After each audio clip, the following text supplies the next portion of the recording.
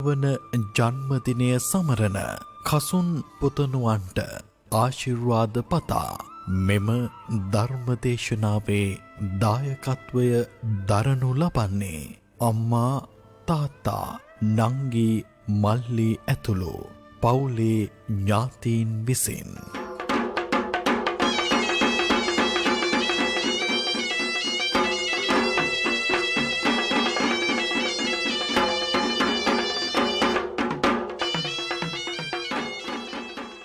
උතුම් බුදු ගුණ සිත දරාගෙන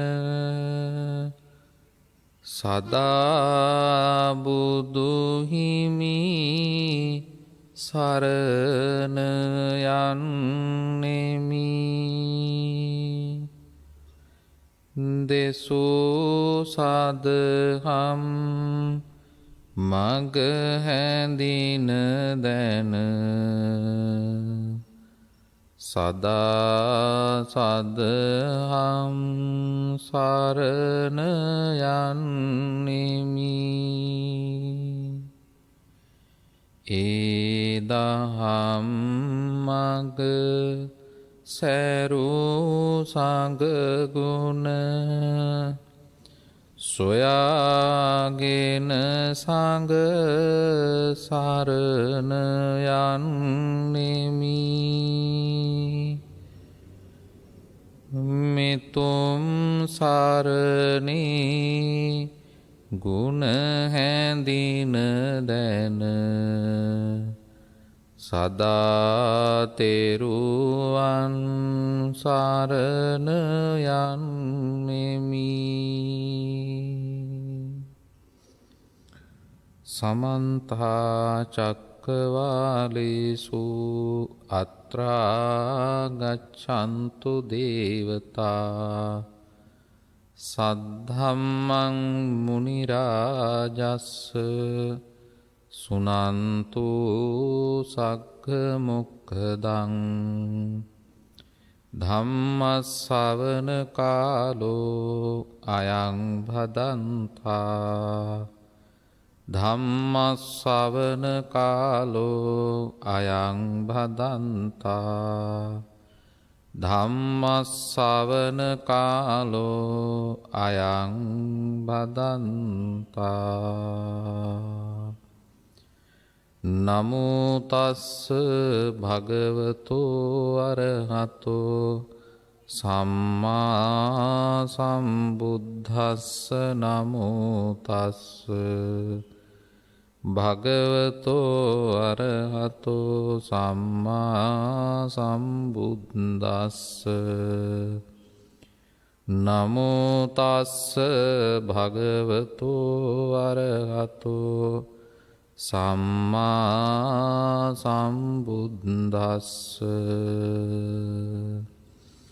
උට්ඨානවතෝ සතිමතෝ සුචිකම්මස්ස නිසම්මකාරිනෝ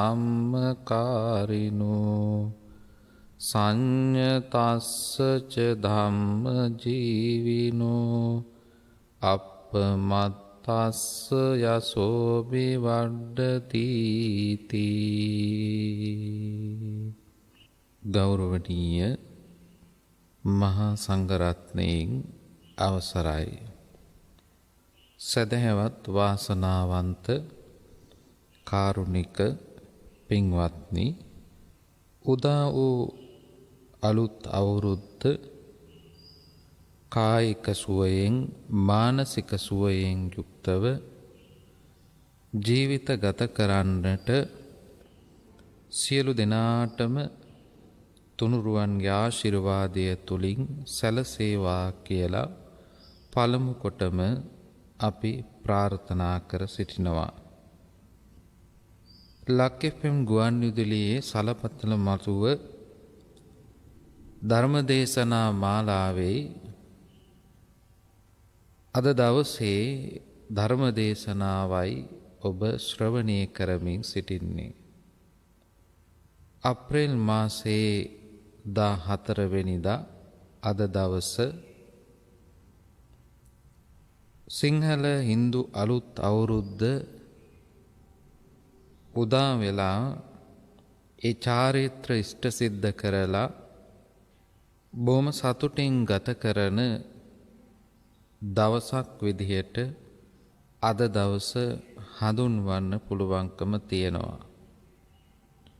ඇතැම් අය මේ චාරිත්‍ර ඉෂ්ට කිරීම පිළිබඳව එතරම් තැකීමක් නොකරුවාට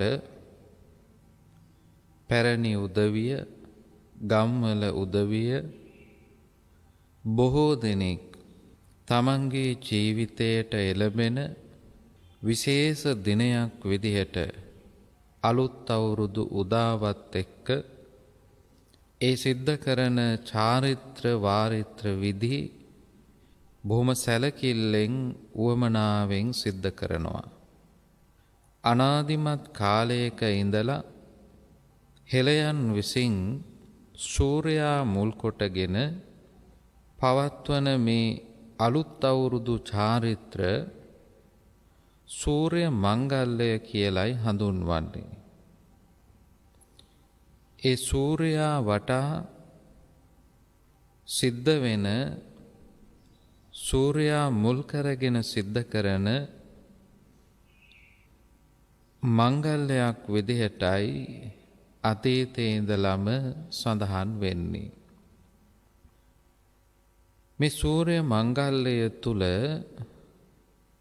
අපේ ජීවිතවලට බොහොම වටිනා අදහස් ගණනාවක් ඒ තුල එකතු කරලා ලබා දීලා තියෙනවා. මේ සූර්ය මංගල්‍යය බක් මාසයට තමයි යෙදෙන්නේ.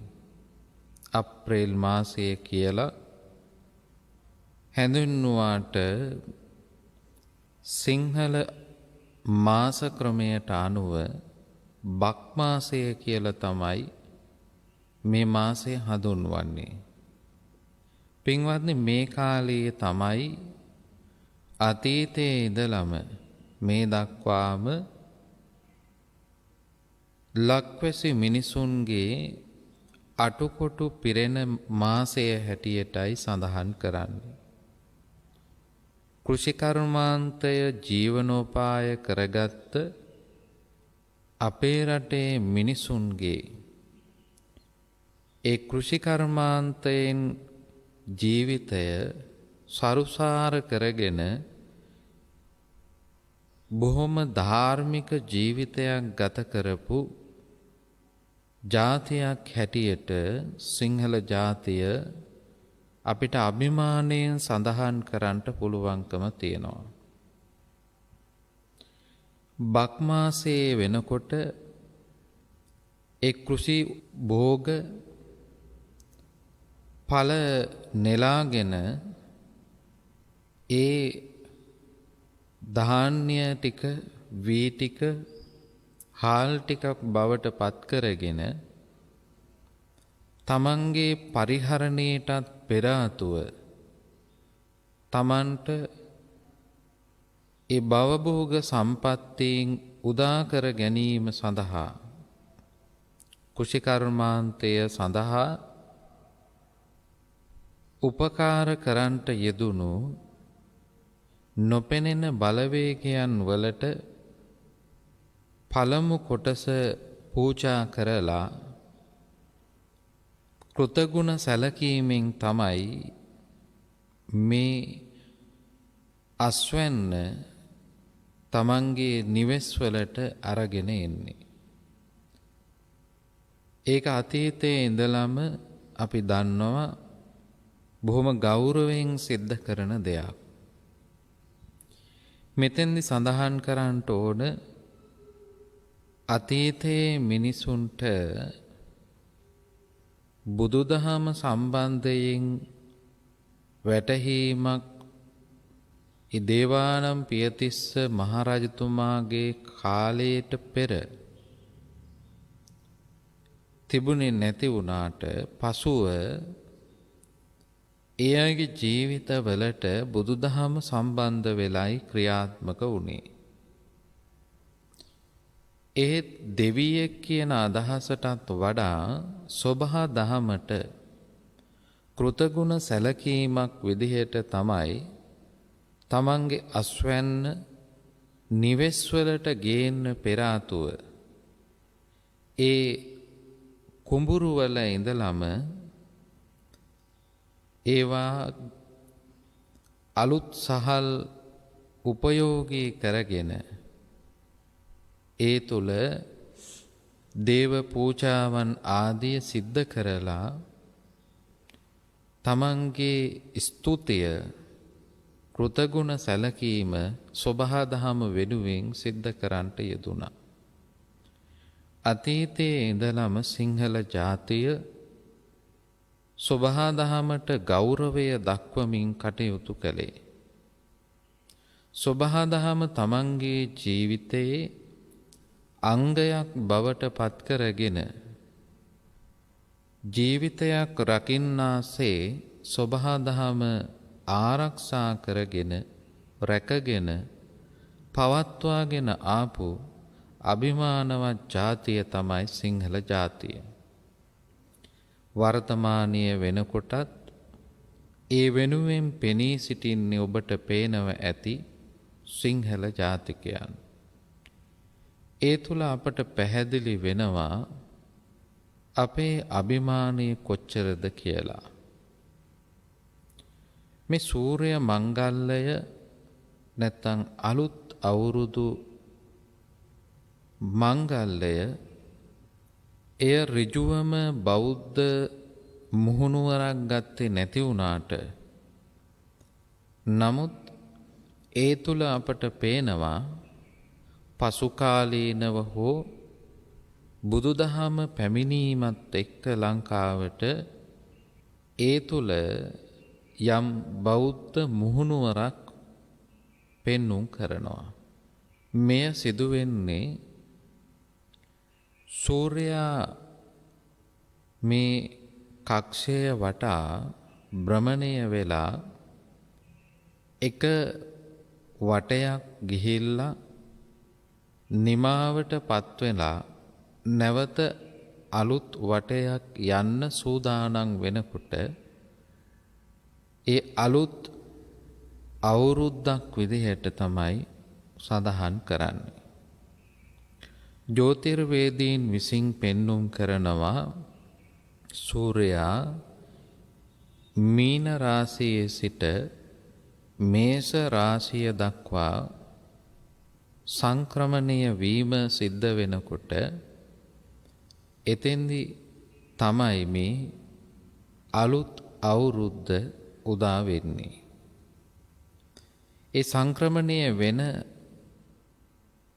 රාශීන් දෙක අතරතුර තිබෙන ඉඩ අවකාශය හඳුන්වන්නේ නොනගත වේලාව කියලා. ඒ නොනගත වේලාව කියලා කියනකොට පුණ්‍ය කාලය කියලා තමයි අපි විවහාර කරන්නට යෙදුනේ. ඒ වෙනකොට ඔබත් විහාරස්ථානයට ගිහිල්ලා මල් පහන් පූජා කරලා එළඹෙන අවුරුද්දට ආශිර්වාදය ලබා ගැනීම, තුනුරුවන්ගේ ආශිර්වාදය ලබා ගැනීම සිද්ධ කරගන්නට ඇති. ඒ අද දක්වාම ඒ ආකාරයෙන් තමයි සිද්ධ වෙන්නේ. ඉන් අනතුරුවයි අනෙකුත් චාරිත්‍ර විදීන් ඉෂ්ට සිද්ධ කරන්නේ. මේ චාරිත්‍ර නැත්තම් නැකත් තුල විශේෂිත වූ කාරණාවන් කිහිපයක්ම අපිට දකින්න පුළුවන්කම තියෙනවා.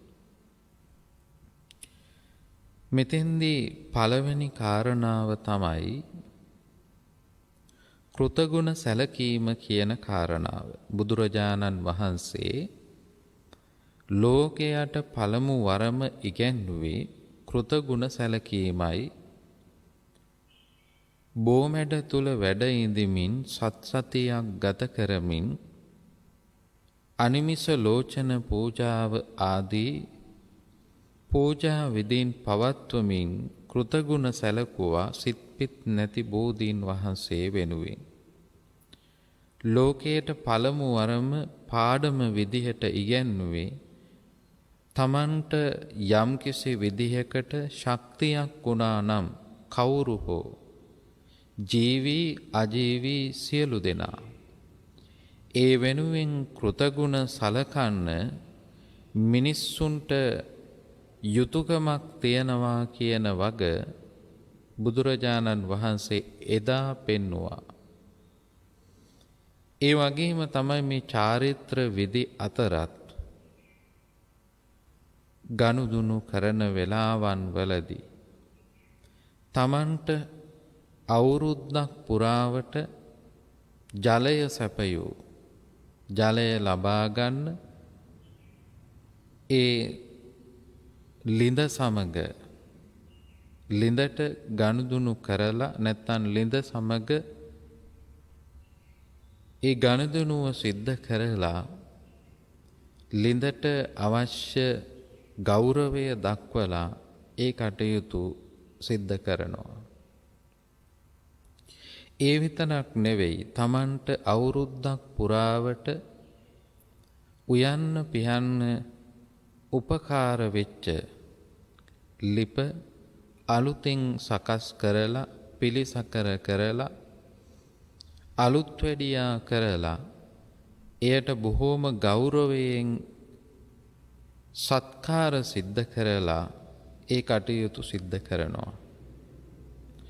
ඒ තුල අපට පේනවා අනිත් සියල්ලටම වඩා මේ තමන්ගේ අවශ්‍යතාවයන් වෙනුවෙන් දැක්වූ ඒ කෘතගුණ සැලකීම අපේ ආදි මුතුන් මිත්තන්ගෙන් අපට පණිවිඩයක් විදියට ලැබිලා තියෙනවා. ඒ වගේම ගෞරව දැක්වීම එහෙම නැත්නම් වැඩිහිටියන්ට වන්දනා කිරීම ආදිය ඒ තුලත් අපට පේනවා බුදුදහමේ පෙන්눔 කරන විශේෂිත වූ ලක්ෂණයන් ගණනාවක්. අභිවාදන සීලිස්ස නිච්ඡං වද්ධා පචායිනෝ මේ අභිවාදනය කරන අයට ආයු වර්ණ සැප බල මේ සම්පත්තෙන් ළඟා කරගන්නට පුළුවන්කම ලැබෙනවා. විශේෂයෙන්ම ආයුෂ සම්පත්තිය උදා කරගන්නට පුළුවන්කම තියෙන බව පැහැදිලි කරනවා. ඒ වගේම තමයි මේ තුල තවත් බොහෝ චාරිත්‍ර විදීන් සිද්ධ වෙනවා. බුදුදහමේ අපට උගන්වන්නේ නහි වේරේන වේරාණි. වෛරයෙන් වෛරය සංසිඳෙන්නේ නැහැ. ඒ අවෛරයෙන් තමයි වෛරයක් සංසිඳවන්න පුළුවන්කම තියෙන්නේ. මේ අලුත් අවුරුදු චාරිත්‍රයන් තුල පින්වත්නි ඔබ බුලත් හුරුල්ලක් දීලා ඔබේ හිතවතුන්ට වන්දනා කරනවා පමණක් නෙවෙයි අසල්වැසි නොහද නෝකාඩුකන් තියෙන උදවියටත් කැවිලි පිගානක් දීලා බුලත් හුරුල්ලක් පිළිගන්වලා වන්දනා කරලා ඒ තුල ප්‍රකාශයක් කරනවා නිහඬ ප්‍රකාශයක් කරනවා අදින් පසුව කිසිදු මතභේදයක් වෛරයක් නොහද නෝකාඩුවක් ඇති කරගන්නේ නැහැ කියලා ඒ සියල්ල කමා කර ගැනීමක් තමයි ඒ තුල සිද්ධ වෙන්නේ. බුදුදහමේ අපට පෙන්눔 කරන්නේ සියලු සත්වයන්ට මෛත්‍රිය දක්වන්න. දරුණු මිනිසුන්ට පවා මෛත්‍රිය දැක්වීම තමයි බුදුදහමේ අපට පෙන්눔 කරන්නේ. සබ්බේ සත්තා භවන්තු සුඛිතත්තා. ඒ සියලු සත්වයන් කෙරෙහි මෛත්‍රී චේතනාවෙන් බැලීම කියලා කියන්නේ ඊතා විශාල අප තුල ගොඩනැගෙන ආධ්‍යාත්මික ශක්තියක්. එය පුංචි දෙයක් නෙවෙයි. සතුරාටත් මෛත්‍රී කරන්න පුළුවන් නම් ඒ තුල ගොඩනැගෙන්නේ තමා තුල තිබෙන ආධ්‍යාත්මික ශක්තියයි. ඒ ආධ්‍යාත්මික ශක්තිය අපි උදා කරගන්න ඕන අපි බලාපොරොත්තු වෙන නිර්වාණ සුවය කරා ගමන් කිරීම පිණිස. පින්වත්නි, මේ වගේ ගත්තාම මේ අවුරුද්ද උදාවත් එක්ක ඒ තුල යෙදෙන චාරිත්‍ර විදීන් දිහා බලලා අපිට බොහෝ අදහස් ධර්මානුකූලව ලබා ගන්නට පුළුවන්කම තියෙනවා. අපි දක්ෂ වෙන්න ඕන අපට මුණ ගැහෙන නිමිත්ත ධර්මානුකූලව නිමිත්තක් බවට පත් කරගන්න. ඔබට ලැබෙන රූපය, ඒ රූපය තුල ධර්ම මානසිකාරයයි ඔබ ඇති කරගන්නට ඕන. ඔබට ලැබෙන ශබ්දය ධර්ම මානසිකාරයයි ඇති කරගන්නට ඕන. දහම් ඇසින් යුක්තවයි ඔබ ඒ දිහා බලන්නට ඕන. ඒ තුල අපට අපේ ජීවිතේ ප්‍රගුණ කරගන්න ඉවසීම, දයාව, අනුකම්පාව, මෛත්‍රී ආදී ගුණාංගයන් දියුණු කරගන්නට පුළුවන්කම ලැබෙනවා. අපි මේ සමාජයේ ජීවත් වෙනකොට අපි කැමති විදිහටම නෙවෙයි පින්වත්නි මේ සමාජයේ හැසිරෙන්නේ. ඒ හැසිරීම වෙනස් කිරීමට අපිට සම්පූර්ණ වශයෙන් පුළුවන්කමක් නැහැ. දැන් කල්පනා කරලා බැලුවොත් ඔබේ දරුවා ඔබට ඕන ආකාරයට ඔබ කැමති වෙන ආකාරයටම ගොඩනගා ගන්න බැරි වෙච්ච දෙමව්පියෝ කොච්චරනම් ඉන්නවද? ඒ තුල දුක් වෙනවා, කනගාටු වෙනවා, සංతాපයටපත් වෙනවා. ඒ දෙමව්පියන් උත්සාහ නොකලා නෙවෙයි, උත්සාහ කරලත් බැරි වෙන අවස්ථා තියෙනවා. ඒ වගේ අපෙන් පරිබාහිර ලෝකයක් අපිට වෙනස් කරන්න පුළුවන්කමක් නැහැ. වෙනස් කරගන්න පුළුවන්කම තියෙන්නේ අපේ මනස පමණයි. ඔබ ඉදිරියට සතුරෙක් එනවා නම් ඒ සතුරා වෙනස් කිරීමට අපට හැකියාවක් නැති වුණාට සතුරාට දක්වන ප්‍රතිචාරය අපේ මනස තුල ගොඩනැගෙන සිතුවිලි අපට වීරිය වඩමින් වෙනස් කරන්න පුළුවන්කම තියෙනවා. බුදුරජාණන් වහන්සේ පෙන්වන්නේ තමාගේ මනස නිවැරදි කරගන්න ධර්මයක් මිසක් අන් අයගේ මනස් නිවැරදි කරන්න නියෝග කරන දහමක් නෙවෙයි. තම තමන්ගේ මනස නිවැරදි කරගෙන තමන් වෙනස් කරගෙන තමන් නිවැරදි දිශාවට යොමු වුණොත් තමන්ට විමුක්තිය ලැබෙනවා. ඒ වගේ හැමෝම අත්තානං උපමං කତ୍වා තමාව උපමාවට අරගෙන ජීවිත ගොඩනගා ගත්තොත් බුදුදහමේ ඵලය විඳ ගන්න පුළුවන්කම ලැබෙනවා. පින්වත්නි, මේ අලුත් අවුරුද්ද උදාවත් එක්ක ඔබට අවධානයට යොමු කරන්න කැමති බුදුරජාණන් වහන්සේගේ ධර්ම කාරණාවන් කිහිපයක්. මේ උදා වුණ අලුත් අවුරුද්ද තුල ඔබට හැමෝම සුබ පැතුම් එක්කලා සුබ අලුත් අවුරුද්දක් වේවා. එය තවත් වර්ණවත් වුණා කිරියෙන් පැණියෙන් ඉතිරෙන සුබ අලුත් අවුරුද්දක් වේවා. මමත් ඔබට ආශිර්වාද කළා කායික මානසික සුවයෙන් යුතු අවුරුද්දකට ආශිර්වාදයි මම එකතු කරන්නට යෙදුනේ.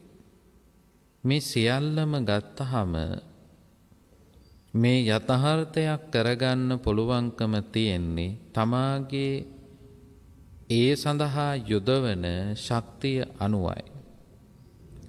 බුදුරජාණන් වහන්සේ අපට අපේ ජීවිතය ආලෝකමත් කරගන්න, අපේ ජීවිතය වාසනාවන්ත කරගන්න ඔබ සඳහන් කරන විවහාර කරන සුබ බවට පත් කරගන්න. එහෙත් සුබයක් ලෝකය තුල නැහැ.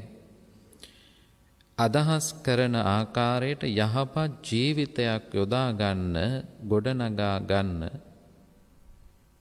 එය ප්‍රාර්ථනාවෙන් විතරක් සිද්ධ වෙනවා නම් පින්වත්නි, ප්‍රාර්ථනා නොකරන අයට එය ලැබෙන්නේ නැහැ. එය අසාධාරණකමක් විදිහට බුදුහාමුදුරුවෝ දකිනවා.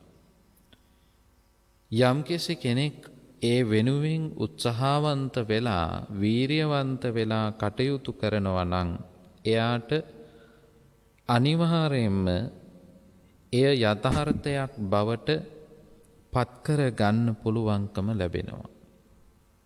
ඒ නිසා ඔබට අපි සිහිපත් කරනවා, උදා වුණ අලුත් අවුරුද්ද තුල තමාගේ දිශාවට යොමු වෙලා මෙන්න මේ කාරණාවන් ටික ඔබ ප්‍රගුණ කරගන්න උත්සාහවන්ත වෙන්න.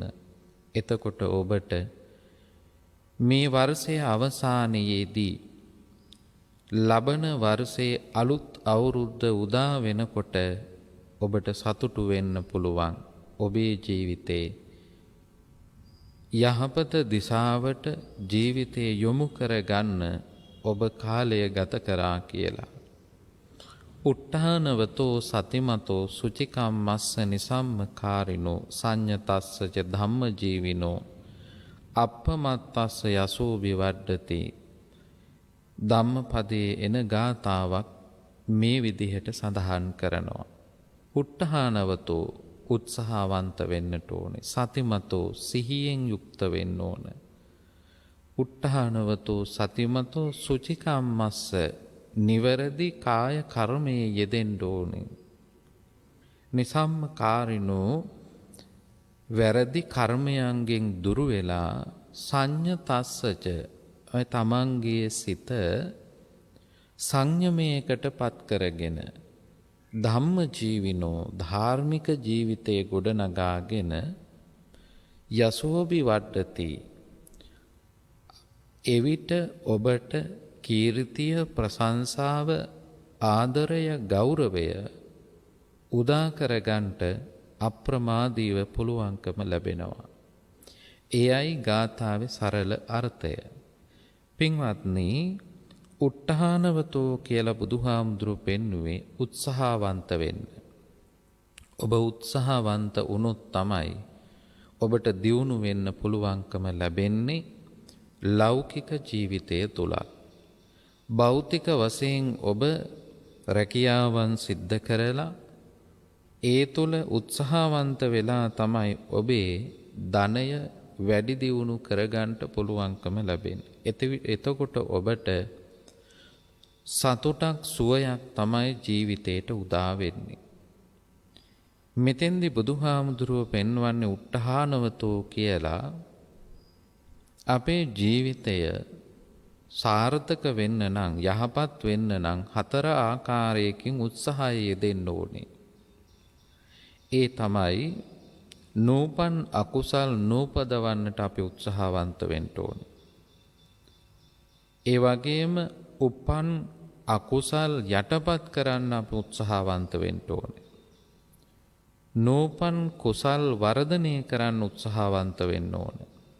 උපන් කුසල් වැඩි දියුණු කරන්න අපි උත්සාහවන්ත වෙන්න ඕනේ.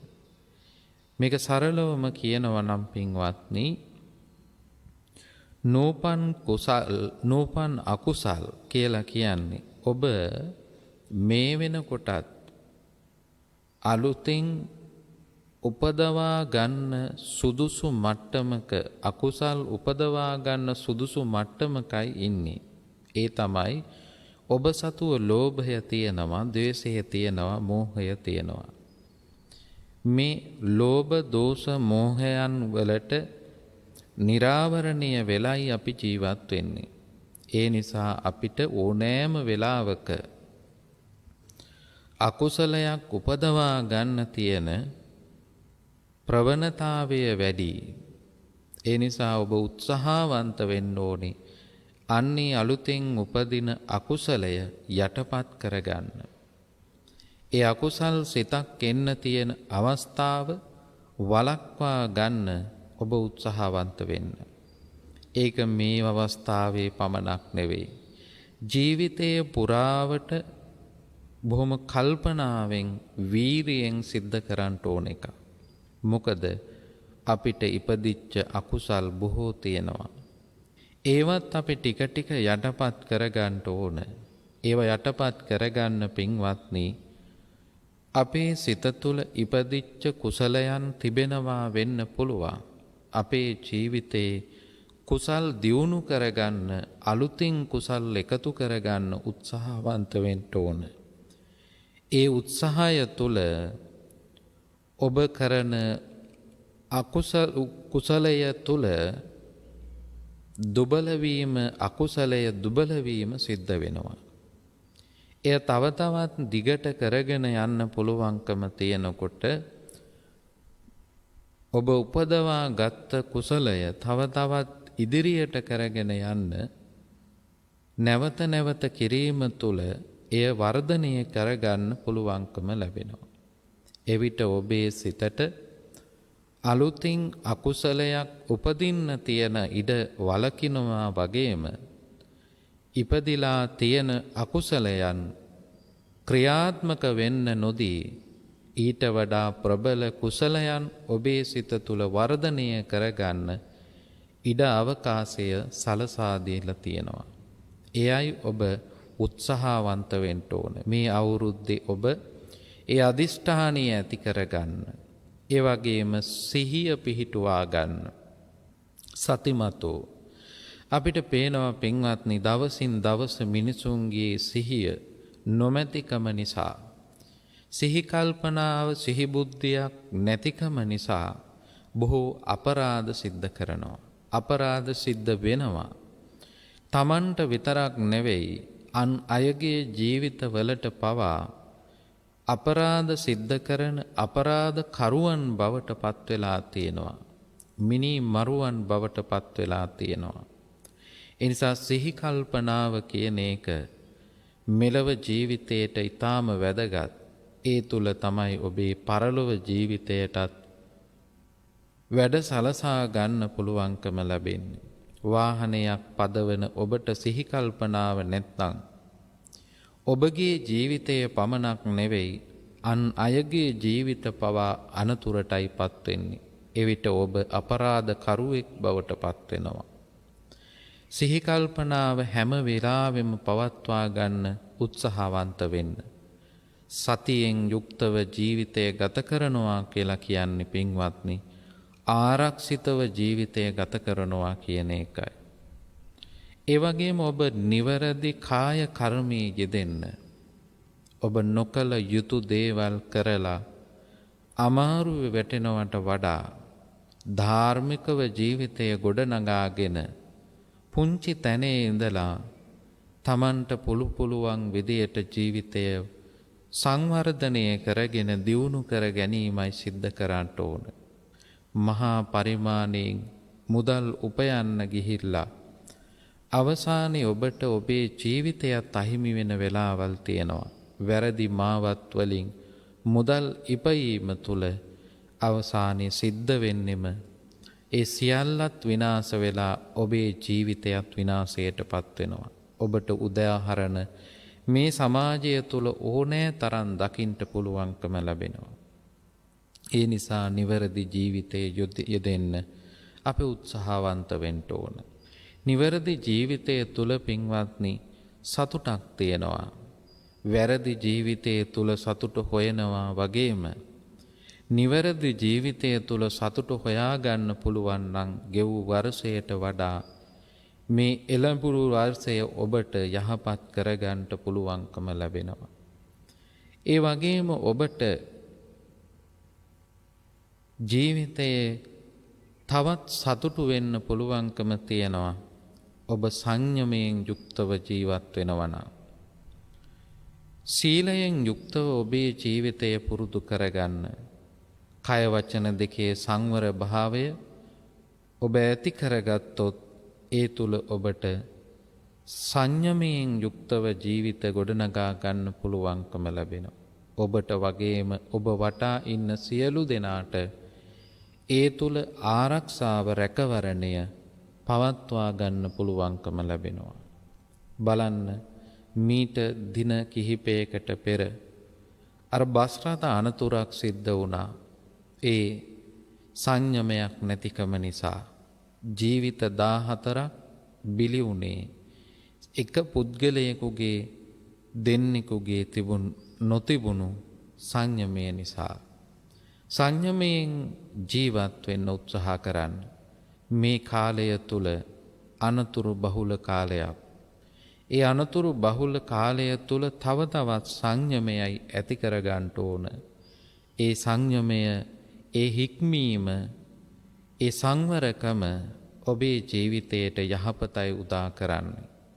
කෙනෙක් කියන්න පුළුවන් ඔබ මන්දගාමී කියලා. සංයමයක් නැතිකම කෙනෙක් දකින්න පුළුවන් ශීඝ්‍රගාමී කියලා.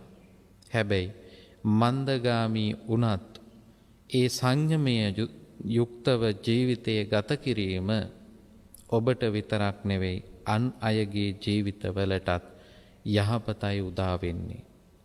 ඒ නිසා අපි සංයමය කියන එක පුංචි කාලේ ඉඳලා දරුවන්ට උගන්වන්න ඕන. දෙමව්පියෝ හැටියට දරුවන්ට ඒ හික්මීම, ඒ සංවරය උගන්වන්න ඕනේ. ඒ නමයක් ගන්න දරුවෙකුට වඩා සංවරයෙන්, හික්මීමෙන් සංවරව ජීවිතයක් ගත කරගන්න දරුවාගේ ජීවිතයේ වටිනවා කියන එක දෙමව්පියෝ අවබෝධ කරගන්න ඕන. ඒ නමයක් ගත්තත් ඒ දරුවා තුල සංයමයක් නැත්තම්, හික්මීමක් නැත්තම් ඒ දරුවගේ සිතුවිලි සියල්ල ක්‍රියාත්මක කරන්නට පැකිලෙන්නේ නැහැ. හැබැයි සංවරයක් ඇතිව ජීවිතය ගොඩනගා ගත්තොත් ඒ දරුවාගේ අධ්‍යාපනය දියුණු කරගන්න පුළුවන්. ඒ විතරක් නෙවෙයි. එයා මේ සමාජයට වචනයකින්වත් අපරාධකරුවෙක් බවට පත් වෙන්නේ නැහැ. ඒ නිසා සංයමය, සංවරය ජීවිතයේ පුරුදු කරන්න ලොකු කුඩා සෑම දිනම මේ වර්ෂය තුල කටයුතු කරන්න. එවිට ඔබට ප්‍රශංසාව ලැබෙනවා. කාගෙන්ද? එයාගේ නායකගෙන්. ධර්මය ඔබට ජීවිතේ පුරුදු කරන්න එවිට පුළුවන්කම තියෙනවා. ධාර්මික ජීවිතය පුරුදු කරන්න සංයතස්සච ධම්ම ජීවිනෝ, සංයමයෙන් ජීවිත ගොඩනගාගත් විට ධාර්මික ජීවිතය ගොඩනගා ගන්න පුළුවන්. ධාර්මික ජීවිතය ප්‍රශංසාවට ලක් කරන ඇත්තන් තුල ඔබට ප්‍රශංසාව, දයාව, අනුකම්පාව උදා කරගන්න පුළුවන්කම තියෙනවා. ඔබ කියන්න පුළුවන් අද මේ සමාජය තුල ප්‍රශංසාව, කීර්තිය ලැබෙන්නේ අපරාධකරුවන්ට කියලා. ඒක මමත් පිළිගන්නවා. හැබැයි පින්වත්නි, ඒ සමාජයන් තුල රුචි අරුචිකත්වය මත තමයි එය සැලසෙන්නේ. නමුත් ධාර්මික ජීවිතය තුල ලබන සතුට, ප්‍රශංසාව අපිට ජීවිතේ පුරාවට පවත්වා ගන්න පුළුවන්කම තියෙනවා. අධාර්මික ජීවිතයක් ගොඩනගාගෙන ඒ තුල ලබන ප්‍රශංසාව නැත්තම් කීර්තිය, ප්‍රසිද්ධිය తాවකාලිකයි කියන එකයි අපිට කරුණු අනුව පැහැදිලි වෙන්නේ. ඒ කවදා හරි දවසකට ලෝකයට විවර වුණාට පසුව, සමාජයට විවර වුණාට පසුව ගැරහුම්, අප්‍රසාදය තමයි ඒ උදවියට ඇති වෙන්නේ. ඒ නිසා ධාර්මිකව ජීවත් වෙන උදවිය ස්ටාර්ලා කරේ නැති වුණාට ඒ තුල ඔබට මෙලව වගේම පරලොව ස්ටාර්ලා වෙන්න පුළුවන්කම ලැබෙනවා. ඒ ඔබට මෙලව ජීවිතේ පෙනෙන්නේ නැති වුණාට ඔබේ සංසාර ගමන තුල ඔබට තමයි ඒ කිරුළ හිමි වෙන්නේ. ඒ කිරුළ උදා කරගන්න පුළුවන්කම තියෙන්නේ ධාර්මික ජීවිතය ගත කර නැත්තන්ට. අධාර්මික ජීවිතය ගත කර නැත්තන් මෙලවදී කොතරම් කිරුළු පැළඳුවත් ප්‍රසිද්ධිය ලැබුවත් ඒ අයට සංසාර ජීවිතය තුල දුක්ඛිත වූ අත්දැකීම් තමයි විඳින්න සිද්ධ වෙන්නේ. එය හරියට ගුණා පසුපස එන කරත්ත රෝදය වගේ. ගුණා පසුපස එන කරත්ත රෝදය වගේ තමා කරා පැමිණෙමින් වේදනාව ඒ වගේම දුක ඒ ජීවිතවලට උදා කරලා දෙමින් ඒ ජීවිතේ තැවීමට පත් වෙනවා ජීවත් වෙන කාලයේ පුරාවටම. ඒ කාලය ඇතැම් වෙලාවට අවුරුදු 100ක් වෙන්න පුළුවන්. අවුරුදු 1000ක් වෙන්න පුළුවන්. දසදහසක් වෙන්න පුළුවන්. කෝටියක් වෙන්න පුළුවන්. ලක්ෂ ගණනක් වෙන්න පුළුවන්. කෝටි ගණනක් වෙන්න පුළුවන්. කල්ප ගණනක් වෙන්න පුළුවන්. මේ එක වචනයක අධාර්මික භාවය නිසා එක ක්‍රියාවක අධාර්මික භාවය නිසා ජීවිතේ අසරණ වෙන්න තියෙන අවස්ථාව සංසාරයේදී කල්ප ගණනක් වෙන්න පුළුවන්. ඒ නිසායි බුදුරජාණන් වහන්සේ මේ පිළිබඳව අවධානය යොමු කරන්නේ සබ්බ පාපස්ස අකරණං කුසලස්ස උපසම්පදා සචිත්ත පරියෝදපනං ඒතං බුද්ධාන ශාසන. බුදුවරයන් වහන්සේලා ලෝකයට පහළ වෙලා අනුකම්පාවෙන් යුක්තව මහා කරුණාවෙන් යුක්තව මේ සත්වයාට අවවාද කරනවා සබ්බ පාපස්ස අකරණං සියලු පව් වලින් දුරු වෙන්න කුසලස්ස උපසම්පදා. පව් වලින් දුරු වෙලා විතරක් මදි. ඇතැම් අය විශ්වාස කරනවා අපි වැරදි කරන්නේ නැත්තම් අපේ අතින් වැරද්දක් සිද්ධ වෙන්නේ නැත්තම් ඒ ඇති අලුතින් ආයේ පින්කම් කර කර පින්දහම් කරගන්න පන්සල් ගානේ ලත වෙන්න ඕනේ නෑ කියලා හිතන අය ඉන්නවා. හැබැයි පින්වත්නි ඔබේ ජීවිතයේ තියෙන්නේ පව පින කියන දෙකම එකතු වෙලා. අපි දන්නේ නෑ ඔබේ පව ලොකු වෙලා තියෙනවද පින ලොකු වෙලා තියෙනවද කියලා. ඒ දෙකෙන් කෝක හෝ ඉදිරිපත් වීම සිද්ධ වෙන්න පුළුවන්. ඒ නිසා මේ ලැබූ මනුස්ස ආත්මය තුල පව් වලින් දුර වෙලා ජීවත් වෙනවා වගේම පින්දහම් කරලා ජීවිතය තව තව ශක්තිමත් කරගන්නත් බුදුහාමුදුරුවෝ අවවාද කළේ ඒ නිසයි. කුසලස්ස උපසම්පදා කුසල් දහම් රැස් කරගෙන ජීවිතේ සචිත්ත පරියෝදපණං මේ සිත දමනය කරගන්න ඕන. සිතට ඕන විදිහට හැසිරෙන්න නොදී අපට ඕන විදිහට ඒ කිව්වේ ධර්මයට ඕන විදිහට සිත පිහිටුවාගෙන නිවැරදි දිශාවට සිත යොමු කරගෙන මේ සිත මෙහෙවාගෙන කටයුතු කරන්න ඕන. එවිට පින්වත්නි අපි ලැබූ මනුස්ස ආත්ම භවය නිවැරදි කරගන්න පුළුවන්කම ලැබෙනවා.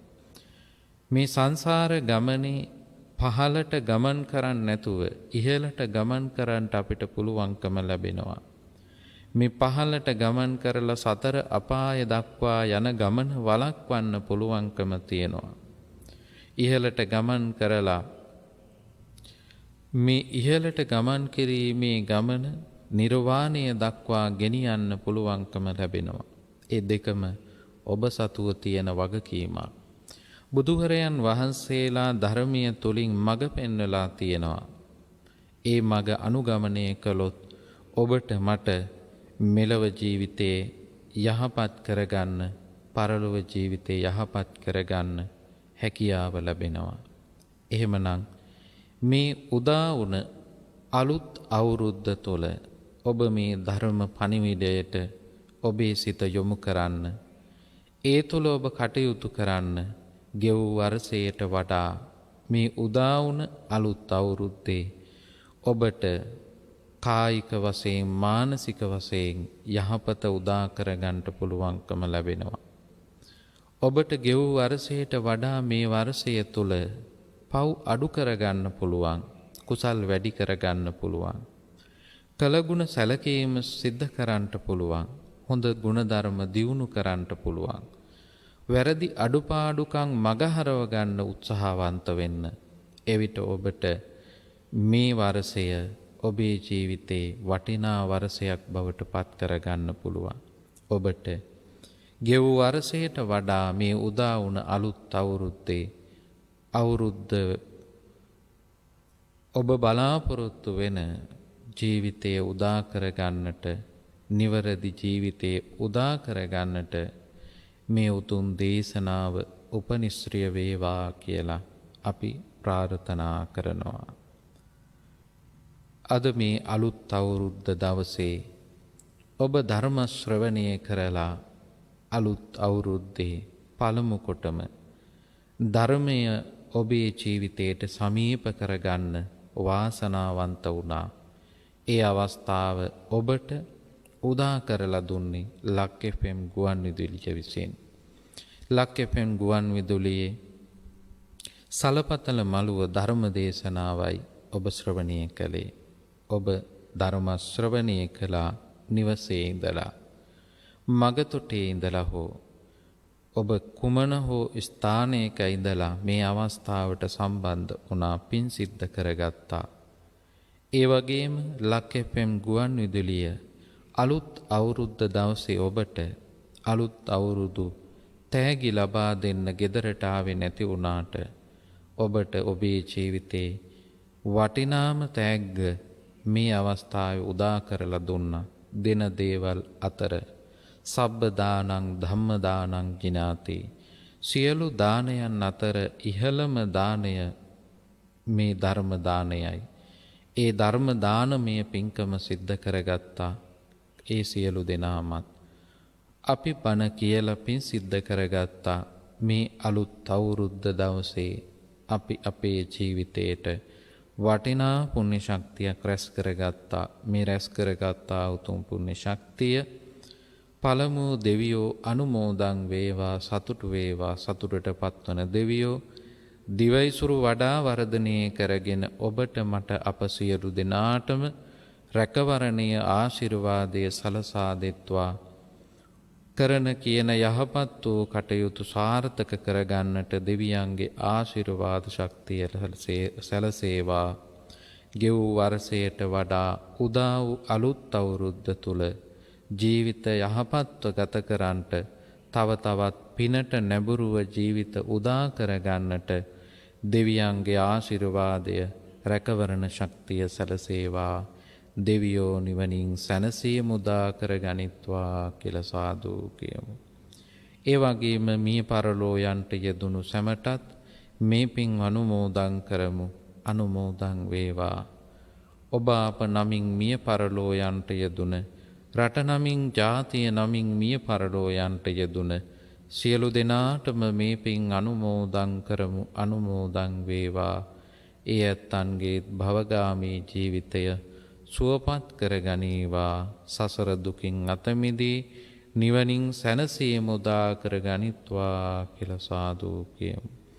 අනන්ත වූ තුනුරුවන්ගේ ආශිර්වාදයත්, සියලු දෙවියන්ගේ දේව ආශිර්වාදයත්, මේ සිදු කරගත්තා උතුම් පුණ්‍ය ශක්තියේ ආශිර්වාද බලයත් කරන කොටගෙන ධර්ම ශ්‍රවණය කළ ඔබටත්, ඒ වගේම ලක් FM ගුවන් විදුලියේ කාර්ය මණ්ඩලයේ සියලු දෙනාටමත්, ලක්වැසි ලෝවැසි සියලු දෙනාටමත්, කොරෝනා වසංගත තත්වයෙන් පීඩා විඳින සියලු දෙනාටමත්, ඒ වෙනුවෙන් එය මැඩ පවත්වන්නට ක්‍රියා කරන සෞඛ්‍යංශයට, ආරක්ෂකංශයට, රාජ්‍යංශයේ ඒ සියලු දෙනාටමත්, අප සියලු දෙනාටමත් මෙලව නිදුක් නිරෝගී සුවපත් භාවයේ චිරජීවනීය සලසේවා. මේ උදා වුණ නව වර්ෂය තුල කායික සුවය ලැබේවා, මානසික සුවය ලැබේවා, දුක් කම්කටොළු දුරු වේවා, රෝග පීඩාවන් දුරු වේවා, සිත ශාන්තිය ආශිර්වාදයේම උදා වේවා. මේ උතුම් ආශිර්වාද ශක්තිය අපේ ජීවිත පුණ්‍යවන්ත කරගන්න තව තවත් ශක්තිය, ධෛර්යය, වාසනාව ලැබේවා. අපි සියලු දෙනාම ප්‍රාර්ථනා කරන ආකාරයට බුදුපසේ බුදුමහරහතන් වහන්සේලා නිවි සැනහි පැමිණ වැඩවදාළ උතුම් නිවනින් සැනසී මුදා කරගන්නටත් දෙවියන්ටත් මියගිය ඥාතීන්ටත් ඔබ අප සෑම දිනාටමත් මේ පින් හේතු වේවා වාසනාව වේවා කියලා සාදු කියමු. ආකාසට්ඨා ච බුම්මට්ඨා දීවානාගා මහිද්దికා පුඤ්ඤන්තං අනුමෝදිත්වා චිරන් රක්ඛන්තු ලෝක සාසනං චිරං රක්ඛන්තු දේශනං චිරං රක්ඛන්තු ත්වං සදා. අවසාන වශයෙන් අපි මේ අලුත් අවුරුද්ද දවසේ සිද්ධ කරගත්තා උතුම් පුණ්‍ය ශක්තිය අපි අපගේ දෙමව්පියන්ටද අනුමෝදන් කරමු. අනුමෝදන් වේවා.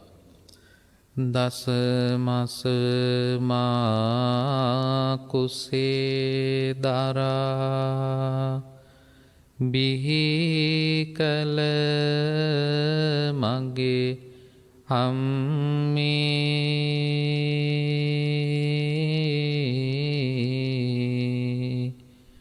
ගතේ රුතිර කිරට පෙරා පෙව්ව මගේ අම්මී ආදරයේ සදාතනික උල්පත වූ අම්මී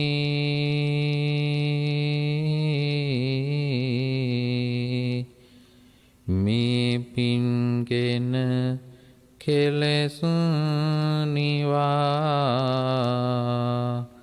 සැනසේවා අම්මී උපන්දිනේ පටන් අපට මගේ පුතේ කියා ආදරයෙන් කරුණාවෙන් මට ඇමතු පියා සිහි කරනවා පපුවේ තියෙන උතුම් ගුණය දයා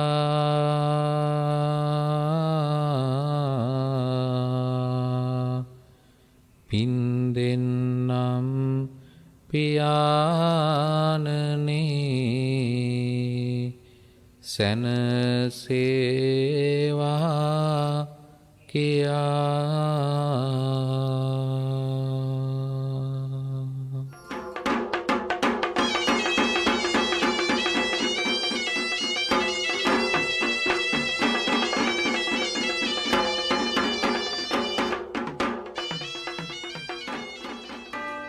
ලක් FM සලපතල මළුව අද ධර්මානුශාසනාව පැවැත් වූ දේශකයාණන් වහන්සේ කැලණිය ශාසනාරක්ෂක මණ්ඩලයේ ප්‍රධාන ලේකකාධිකාරී ශාස්ත්‍රපති රාජකීය පණ්ඩිත පූජ්‍යපාද දෙහිපේ චන්දවිමල ස්වාමීන්ද්‍රයාණන් වහන්සේ.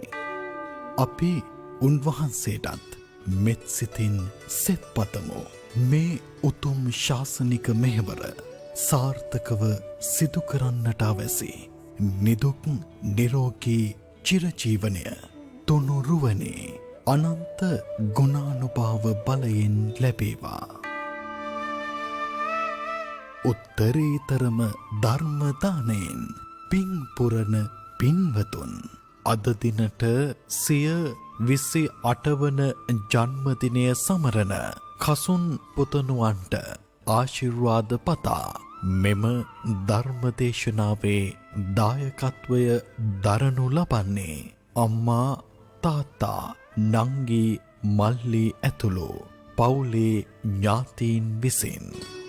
ධර්ම දානයට හිත ඇති ඔබත් අමතන්න 0.71 8 733යි 336ට.